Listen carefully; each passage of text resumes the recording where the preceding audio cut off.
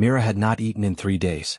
She lay curled in the narrow space between two crumbling stone walls at the edge of the market town, her dark green scales dulled by dirt and dried mud. One of her wings sat at a wrong angle, the bone never set right after the fight that had cost her everything. She did not try to spread it anymore. It hurt too much and there was no point. Against her chest, pressed into the warmth beneath her chin, was her hatchling. He was small. Too small. His scales were pale and thin, not yet hardened into the tough armor they were meant to become. He made a soft sound every few minutes, not quite a cry, not quite a whimper, just a tiny noise that told her he was still there, still breathing, still waiting for her to fix things. She had no idea how to fix things. 2 weeks ago she had a home. She had a mate. She had a place in the clan den high in the mountain ridges where the cold wind smelled like pine and old stone. Then the border wolves came, bigger than any wolf had a right to be, and her mate had gone out to drive them back. He was strong. He was fast. He did not come back. The clan elder had looked at her that same evening, looked at her broken wing and her nursing hatchling, and said the words that still burned behind her eyes at night. Too weak to hunt. Too broken to fight. A mouth that takes and gives nothing back. They had not thrown her out violently. That almost would have been easier. They had simply stopped leaving food near her den. Stopped including her in the warmth of the group's sleep. Stopped looking at her. And when she finally limped to the elder and asked plainly what she was meant to do, he had turned away without a word. She left before sunrise. She did not know where she was going.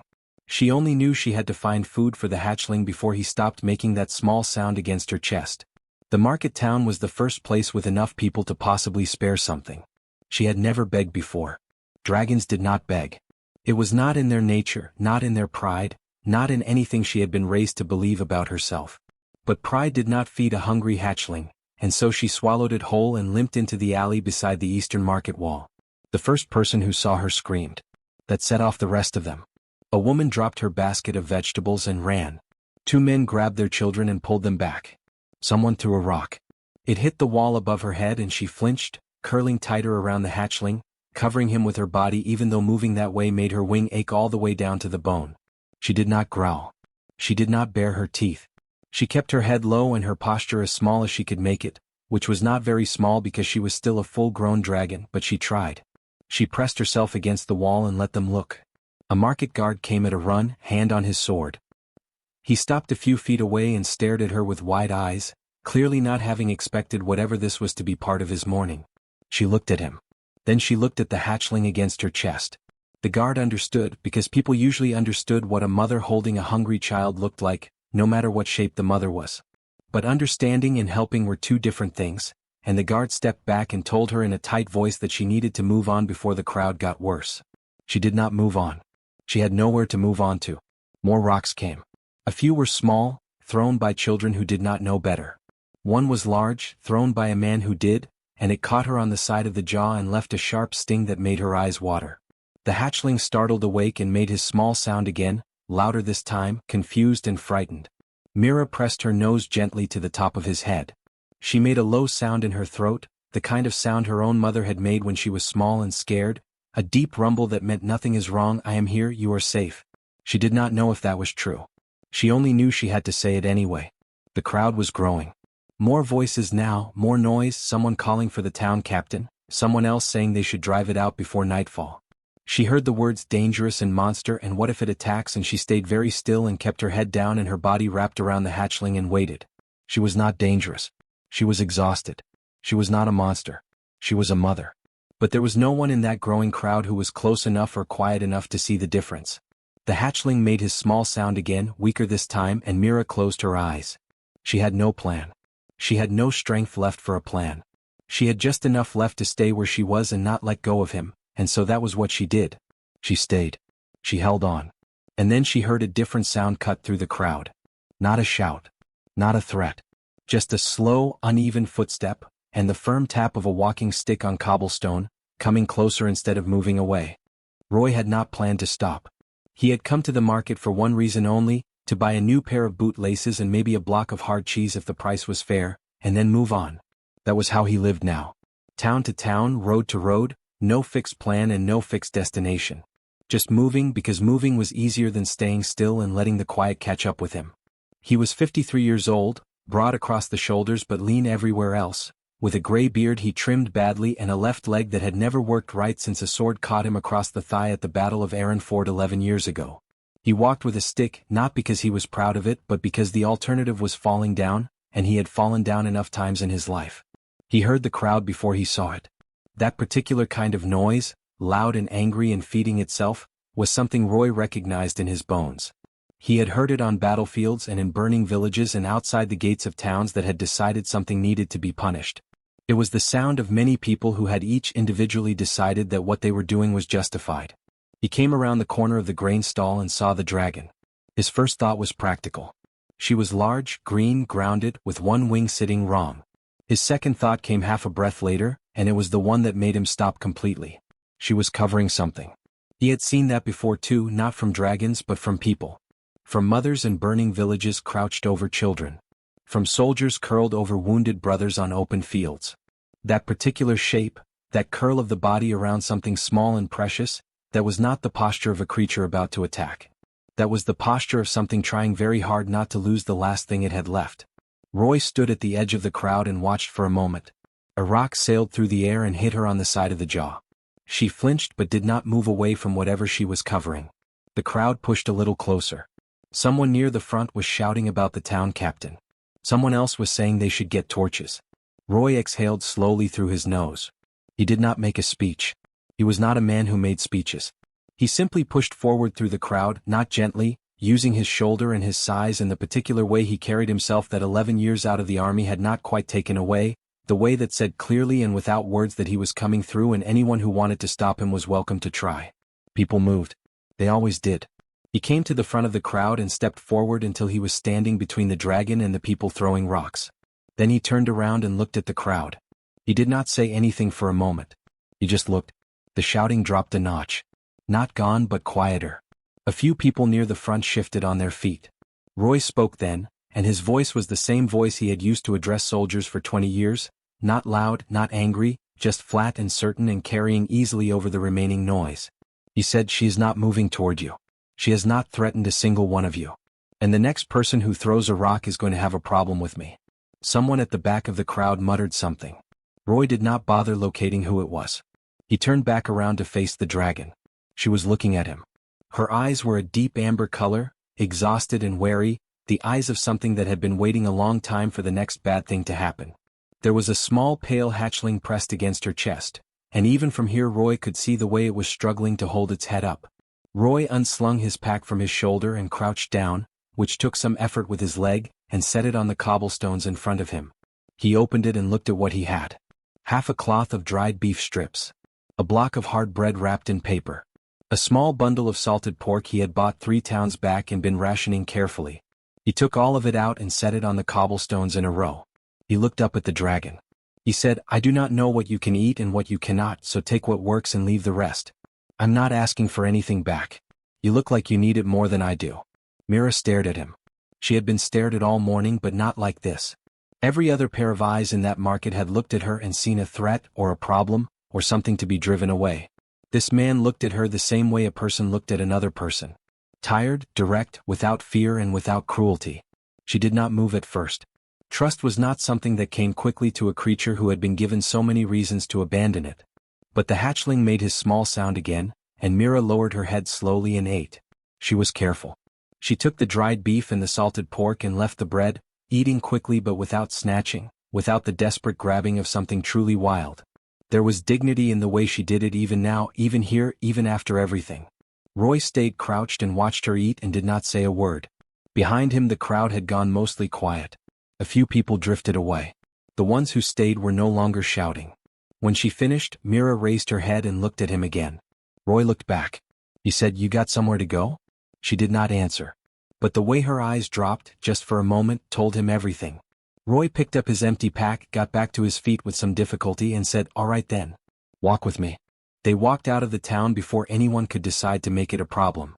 Roy set the pace, which was slow because of his leg, and Mira matched it without complaint, which told him something about her. A proud creature in full health would have found the pace frustrating. She just walked beside him with her head low and the hatchling tucked against her chest, and did not push ahead or fall behind. They followed the road east for about an hour before Roy turned off onto a dirt path that cut through a stretch of old woodland. The trees closed in on both sides, tall and quiet, and the noise of the market town faded behind them until there was nothing left but birdsong and the sound of wind moving through high branches. Roy found a flat patch of ground beside a narrow stream and stopped. He sat down on a fallen log, stretched his bad leg out in front of him and pulled out his water skin. He drank, then held it out toward Mira. She looked at it for a moment, then lowered her head to the stream and drank directly from it instead. Roy nodded and put the water skin away. He said, "You do not have to tell me anything." He said it plainly, not as an invitation and not as a dismissal. Just a fact. He had learned a long time ago that people, and apparently dragons, talked more freely when they knew they were not being pushed. Mira was quiet for a while. The hatchling had fallen asleep against her, worn out from the morning. She watched the stream move over the rocks at the bottom and said nothing for long enough that Roy thought she had decided to take him up on his offer of silence. Then she started talking. She told it the way tired people told hard things, not in order, not with any shape to it, just pieces coming out as they surfaced. Her mate had been called Glenn by the humans who traded near the mountain clans, because his real name was long and most humans could not hold the sounds of it. He had been a strong flyer, fast on the ground, well regarded by the clan elders. When the border wolves came he had gone out because that was what he did. He came back in pieces. 3 of the other males brought what was left of him home before sunrise and the elder said words over him and by that evening everyone had moved on because the clan moved on. That was the way of it. She had not moved on. She had a hatchling barely a week old who needed feeding every few hours, and a wing that had been damaged in a different fight 2 seasons back and had healed crooked, and no mate to hunt while she nursed. She had asked for help. The clan gave it for a little while, the way you gave help when you expected to be paid back, and then the elder did the math and the math did not work in her favor. Roy listened to all of it without interrupting. He had a habit of stillness that most people found unusual. In his experience, the best thing you could do when someone was telling you something hard was to simply be there and not make it about yourself, not offer solutions before they were finished, not fill the quiet with your own noise. He sat on his log and watched the stream and let her talk. When she stopped, he waited a moment to be sure she was finished and then he said, "The wing. Can you fly at all?" She said no. Not more than a short glide downhill. The bone had knit wrong and there was no one left who knew how to re-break and reset it properly. She had made peace with the ground. Roy nodded slowly. He was quiet for a moment, turning something over in his head. Then he said, "I know a place." He told her about it in plain terms. 2 days' walk southeast, off the main roads, up a long slope that flattened into a wide hidden valley. There had been a farmstead there once, stone walls and a collapsed roof and a barn that was still mostly standing. The family that owned it had left during the border wars and never come back. Nobody had claimed it since. It was far enough from the nearest town that nobody went out there for any reason, and the valley had good water and enough wild game that a hunting dragon, even a grounded one, could manage. He said, "You den there. Raise your young one. Heal up as much as that wing will let you." Mira looked at him and said, "And what do you want for this?" Roy said, "The valley sits on an old trade path that bandits have been using for 2 seasons. Merchants have lost goods on that road. A few have lost more than goods. If something large and scaled and unfriendly to bandits happened to be living in the valley, that problem would likely solve itself." Mira was quiet again. She was not a fool. She knew what a deal was, and she knew that deals made from desperation were the ones that cost you most in the end. She looked at this human, this limping gray-bearded man with an empty pack and an honest face, and she tried to find the trap in what he was offering.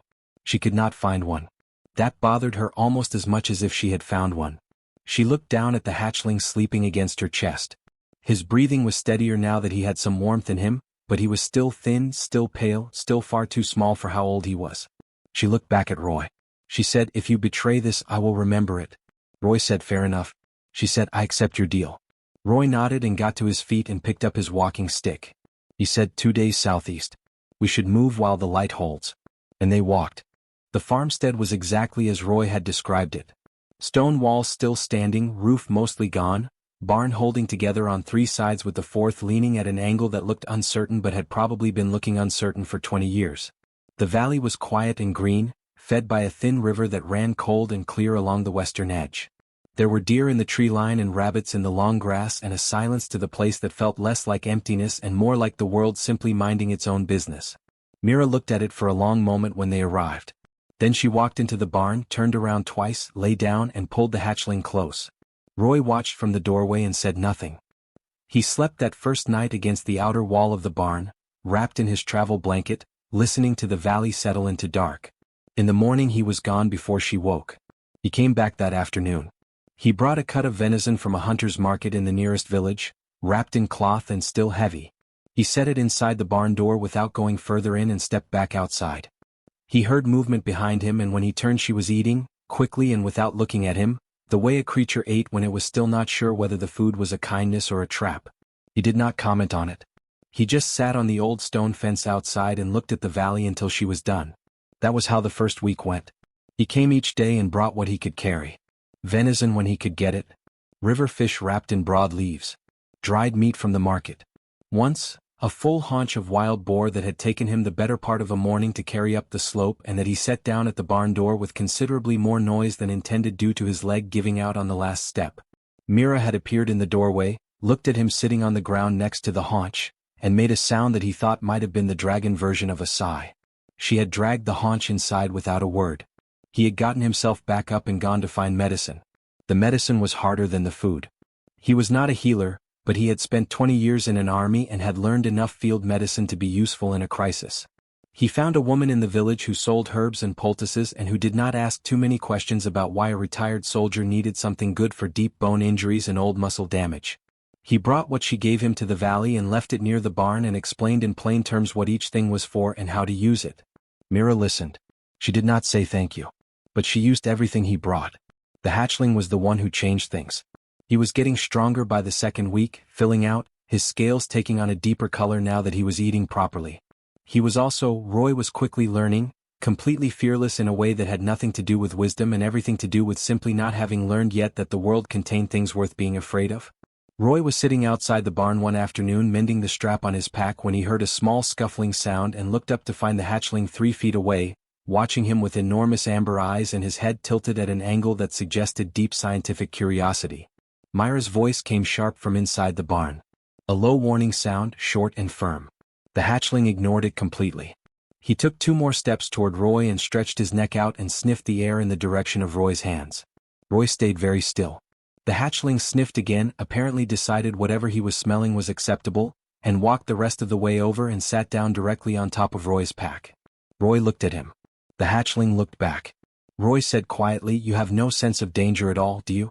The hatchling made a small sound and began chewing on the pack strap Roy had just finished mending. Mira appeared in the barn doorway. She looked at her hatchling sitting on the human's pack chewing his belongings. She looked at Roy. Roy looked back at her with an expression that was carefully neutral.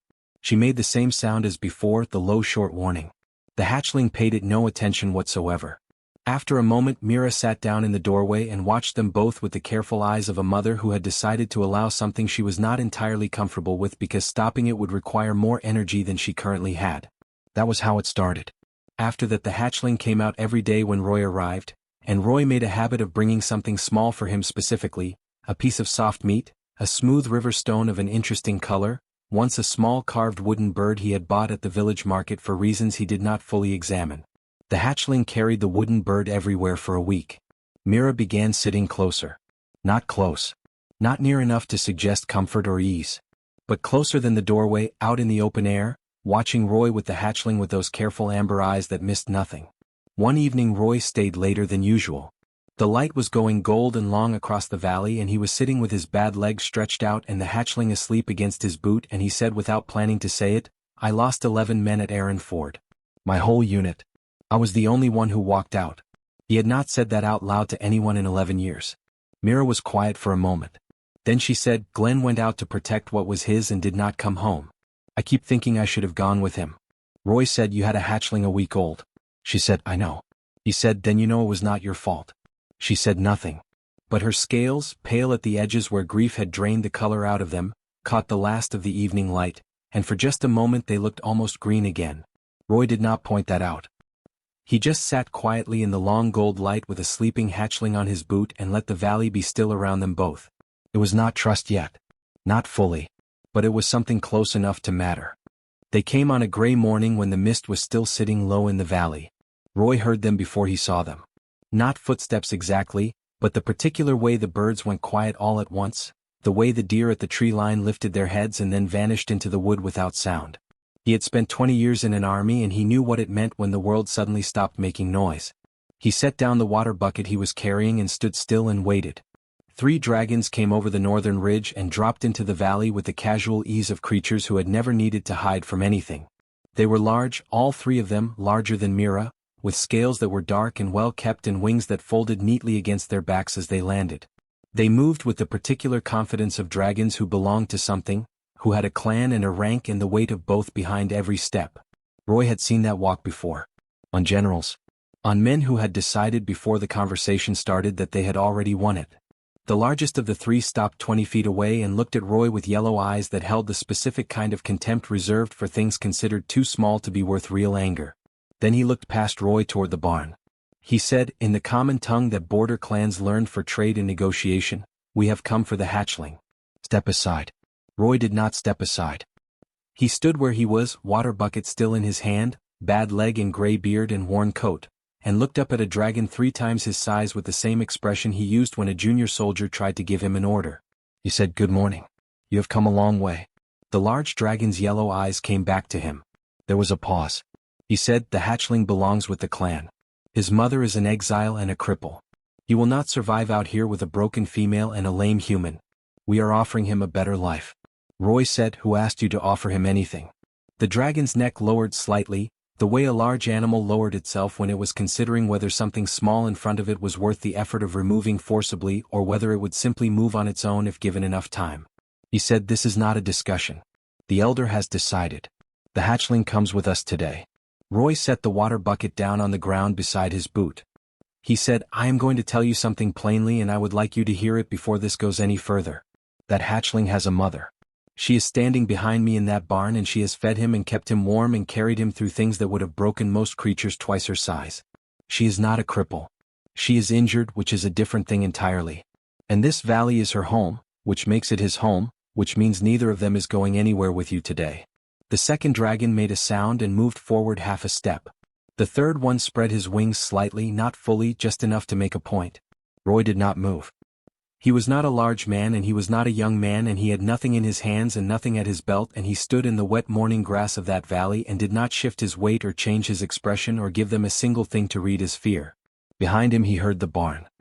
He heard the slow scrape of scales on stone, the sound of something large getting to its feet with deliberate care. He did not turn around. He kept his eyes on the 3 dragons in front of him and listened to Mira come out of the barn and rise. She did not say anything at first. She simply stood behind Roy and came to her full height, which she had not done since the night the scouts had arrived and which Roy had never actually seen her do in all the weeks he had been coming to the valley. Even with her wings sitting wrong, even with her scales still pale at the edges, she was something to look at when she stood that way. Something that reminded you without any words at all that she had been born to a line of creatures that the mountains themselves had been named after. The 3 scouts looked at her. She looked back. Then a small sound came from inside the barn, a quick scrambling noise, and the hatchling came charging out at full speed with his legs going in 4 different directions the way young hatchlings ran when they had not yet worked out how to make all 4 of them agree. He came straight to Roy, climbed up his boot with the determined focus he applied to everything, made it to the top of Roy's boot and turned around to face the 3 dragons. He hissed. It was not a large hiss. He was not a large hatchling. But he planted himself on Roy's boot and puffed out his small chest and hissed at 3 full-grown clan dragons with the absolute fearless confidence of a creature who had no idea he was supposed to be afraid of them. One of the scouts looked at the hatchling. Then at Roy. Then at Mira behind Roy. The large one with the yellow eyes was quiet for a long moment. Roy watched his face and saw the exact moment the calculation changed. Not sentiment, not kindness. Just a dragon who was old enough to know that some situations had already been decided before you arrived, and that pushing past that point cost more than it returned. He said nothing further. He spread his wings and lifted, and the other 2 followed, and in less than a minute the gray morning sky was empty again and the birds in the tree line began making noise and the valley went back to being quiet and green and entirely its own. Roy looked down at the hatchling on his boot. The hatchling looked up at him with enormous amber eyes, still puffed up, still ready for a fight that had already left without him. Roy said quietly, "Well done." Behind him Mira slowly lowered herself back to the ground. She came forward and stood beside Roy rather than behind him, which she had never done before, and looked at the empty sky where the scouts had gone. After a while she said, "They will tell the elder." Roy said, "Probably." She said, "The elder may send more." Roy said, "Probably." She was quiet for a moment. Then she said, "You did not move." He said, "No." She said, "They were 3 times your size." He said, "I noticed." She looked at him the way she had looked at him that first day in the market alley, that long careful look that was trying to find something and kept not finding it. Then she made a low sound in her throat, the deep rumble that Roy had learned over weeks meant something close to what was right, and she turned and walked back toward the barn. At the doorway she stopped and looked back. She said, "Come inside. I will find you something to eat." Roy picked up the hatchling from his boot and tucked him under one arm and walked toward the barn. It was the first time she had ever invited him in. He did not make a thing of it. He just went inside and sat down against the warm stone wall and let the hatchling crawl across his lap while Mira settled beside them both, close enough that her warmth reached him, and outside the mist began to lift off the valley and the morning came in slow and gold and quiet. It was not a perfect life. It was a found one. And for both of them that was more than enough.